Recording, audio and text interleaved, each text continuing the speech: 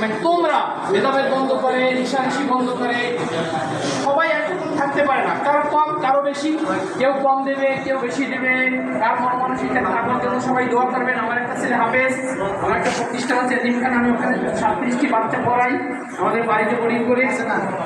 আমাদের সবাইকে যে যে কোনো সময় যেতে পারো, যে যে কোনো সময় যেতে পারো, মরার মতো খাইছি। অসুবিধার মধ্যে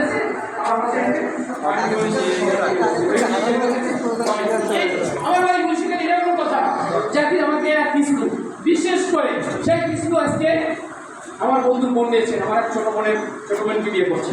আমি অনেক গৌরব কিছু আজকে একটা ছেলে ডাক্তার। তা তো কৃষ্ণ লাগে তোর লাগে মিট হয়ে গেছে, মোর লাগে তো আর হয় নাই। আমার ওর সাথে অনেক ভালো সম্পর্ক, মানে ভালো এই চলে।